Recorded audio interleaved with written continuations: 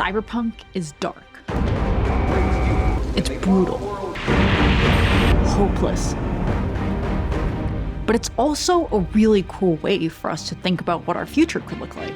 And you might think of it as just fiction, but in the last couple of years, you've seen just how fast things can change in ways that we would have never even been able to guess. Let's try to look at Cyberpunk from an architecture and urban planning point of view to see, is it just fiction, or is there a real connection to our reality? Are we already dreaming of electric sheep?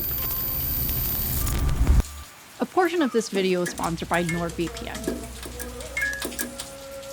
Cyberpunk is a subgenre of science fiction, but it focuses on the darker side of technology, often in bleak, dystopian futures. You have a technologically advanced, yet declining society, where people constantly struggle to maintain a sense of self in the face of technology that's becoming so superior. It's typically set in a dark, urbanized, and globalized world with a gritty underground subculture with things like cyborgs, virtual reality, AI, and cybernetic implants. Big corporations control everything, and technology is both a lifeline and a leash. It's what you need to survive, and yet it's the tool that controls them.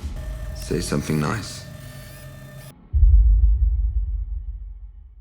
One of the key features of a cyberpunk city is the density and complexity. We have towering skyscrapers, usually overpopulated and polluted.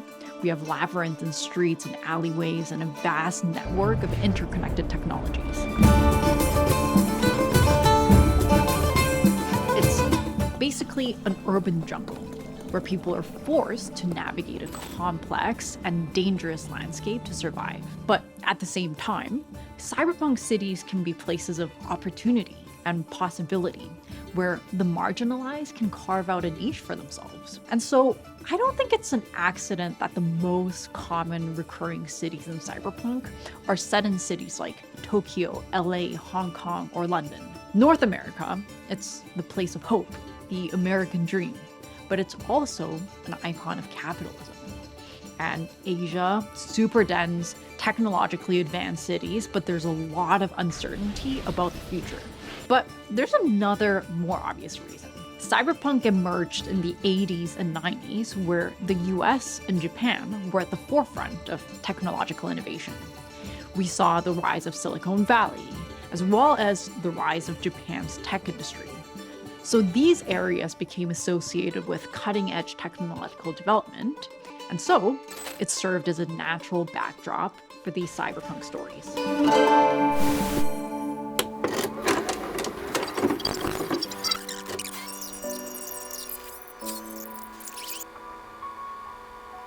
Okay, stop. In the original Ghost in the Shell, there's only one scene where you can obviously distinguish kids in the environment. Having children in cities is not just important for social stability, economic growth, cultural continuity, but also for urban planning. They bring life and energy to public spaces. They bring spontaneity and play and fun. And in fact, public spaces that are designed with kids at the forefront, it can actually lead to a more vibrant space for everyone. Just look at this project, Superkim, in Denmark by Bjarke Architects.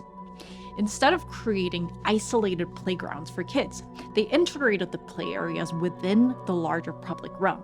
And by doing that, they made the entire area more interactive, more inclusive, more accessible, and more fun for everyone.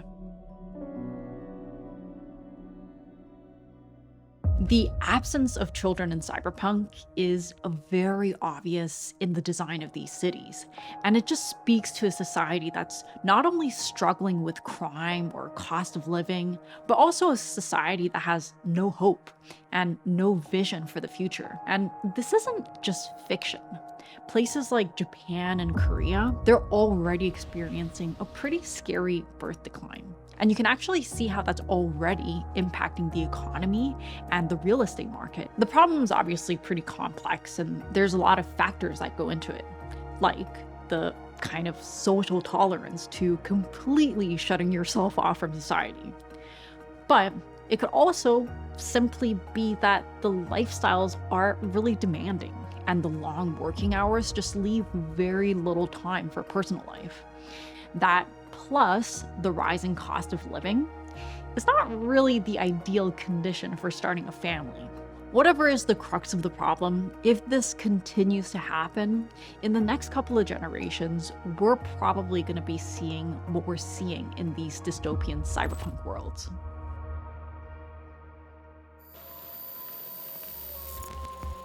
This is a very iconic scene. In both Blade Runner and Blade Runner 2049, the corporations are represented by huge brutalist-style buildings that are kind of shaped like Mayan pyramids. At first glance, it kind of looks like the design was optimized for planes. Compared to a traditional tower, these stepped pyramids have a very large landing surface. I think the reference to Mayan pyramids was actually really intentional. These were religious and political structures.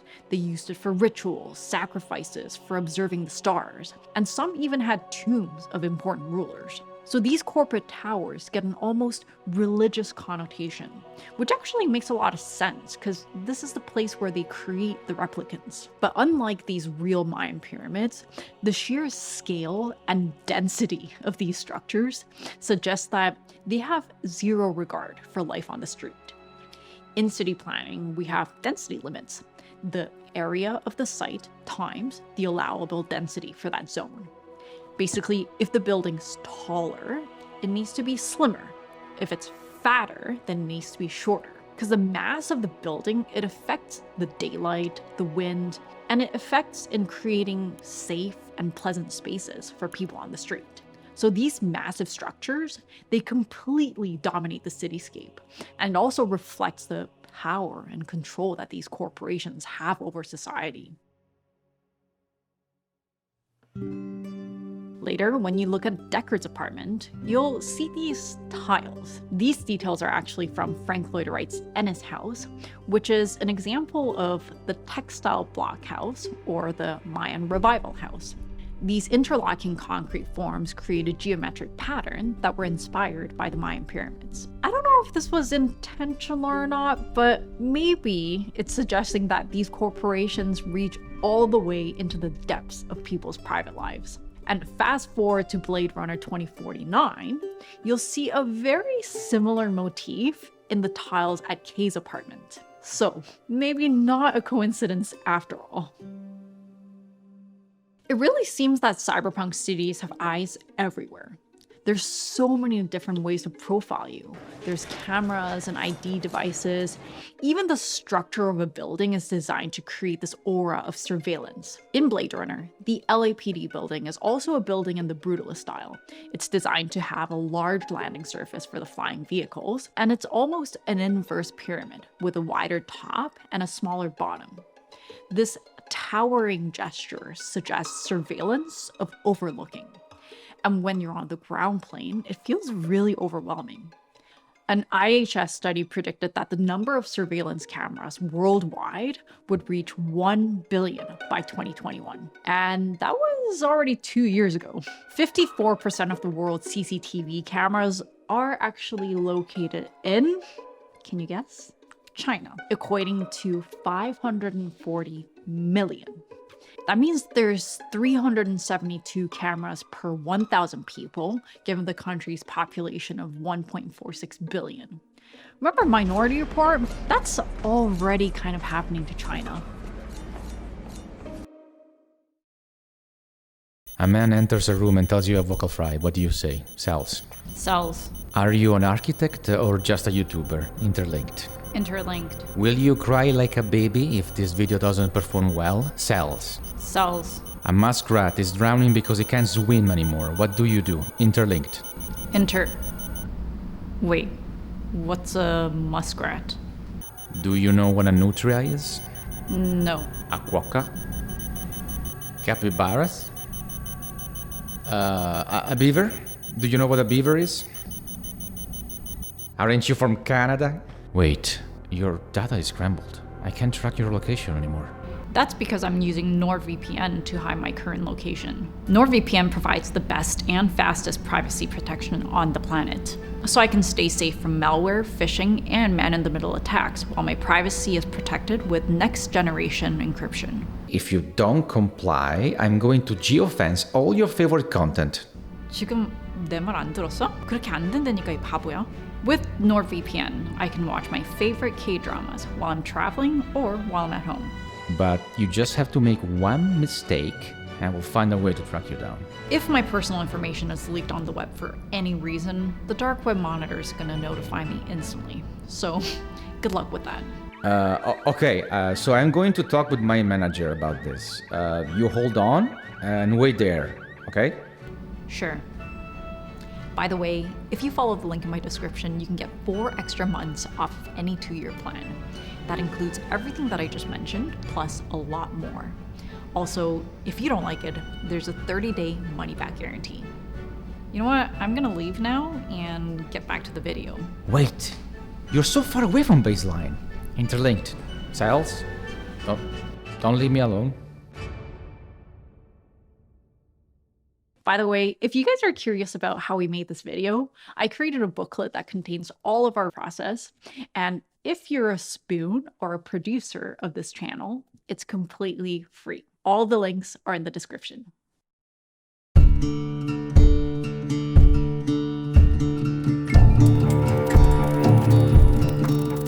In both of the Blade Runner movies, there's lots of great examples of what you would call brutalist architecture. Brutalism emerged in the 1950s.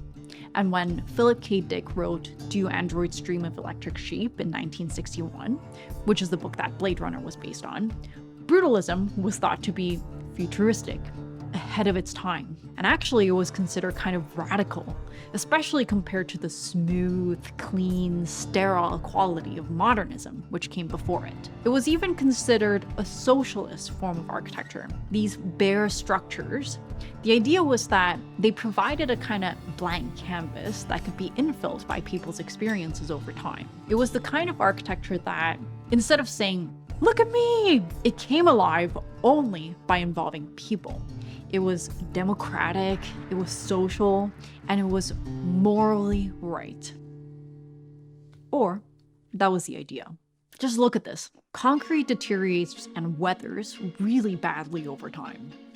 Despite these grand social visions, it turns out people don't actually like hanging out in these massive, raw concrete spaces. So eventually, these buildings became neglected. But the problem is, because these buildings are just so massive and dense with concrete, apparently it would create a huge amount of carbon footprint to demolish it. So, we're stuck with these cold, raw, concrete monsters.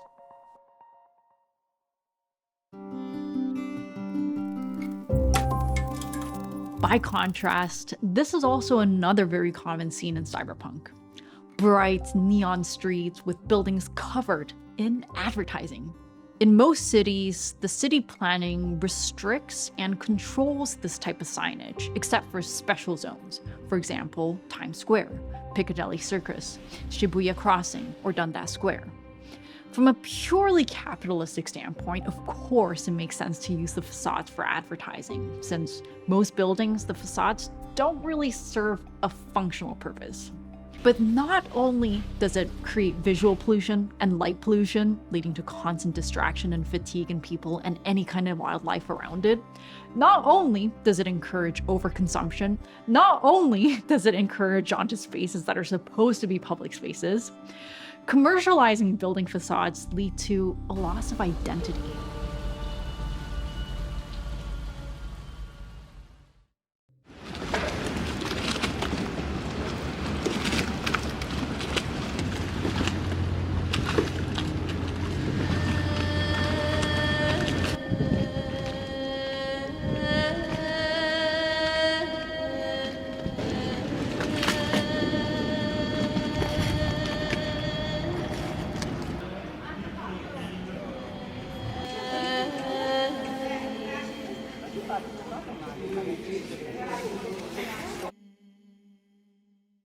You know what you say to a soccer player who's hogging the ball and going in circles? They say he's doing a Venetian. Because that's how people move through Venice, through the labyrinth and alleys. Venice is one of those places where the city is an integral part of the person's identity. So in Venice, when buildings are being renovated, they cover it up with a tarp with an exact photo of the facade. Because to go months or years without that building, it would be like losing a limb. Walter Benjamin once said that to dwell is to leave traces. Buildings are supposed to reflect the local flavor or the culture, the history, and it's supposed to be a reflection of the people who live there. So when we cover up the building's facades with ads, it takes away the unique character or the spirit of that place, and we start to lose identity not just in our cities, but also in ourselves. A public square is a space that's owned and maintained by the government or a public entity, and it's accessible to everyone. Public squares are considered to be a part of the public domain, and they're governed by laws that regulate the use of public spaces. In contrast, a privately owned square is a space that's owned and maintained by a private individual or a company or an organization. These spaces are typically located on private property, like a shopping mall or a corporate campus, and although they might feel public, they're actually only accessible to people who are permitted to enter the property. I talked about skyways in my last video about megacities, and how even though that's how most people get around in the winters, it's not actually a public space. If you linger for too long, or you look like a unsavory character, or you're just a demographic that's not deemed desirable, they're in their full rights to kick you out. So when our public spaces start to get taken over by private interests, in the end, they can set the rules. And it might not seem like a big deal until it is. For example, Zuccotti Park, or Liberty Plaza Park in New York City, is a privately owned public space.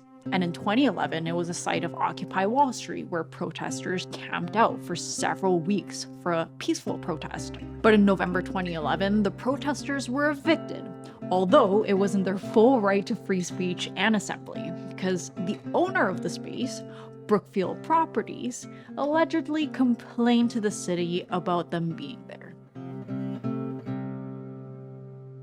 Abolish all forms of rent control. Abolish all forms of social and affordable housing. Privatize all streets, squares, public spaces, and parks, whole urban districts. These are not the government mandates of a cyberpunk movie. This is directly pulled from the 8-point manifesto proposed by a prominent partner at Zaha Hadid Architects, one of the most well-known architecture practices in the world. When I asked ChatGPT, my new best friend, on his thoughts on cyberpunk and its depiction of corporate dominance, it said, although cyberpunk movies can be a source of inspiration, caution, or critique, they should not be taken as prescription of the future. I beg to differ. Commercial interests are blending so seamlessly into our lives, and as technology gets better and better every year, and as we rely on them more and more, we are giving away control over our privacy, over our identity, even over our own thoughts. While it's impossible to predict the future, I think we're at a critical time right now. How we address these challenges and the choices that we make, it could really change the trajectory of our future.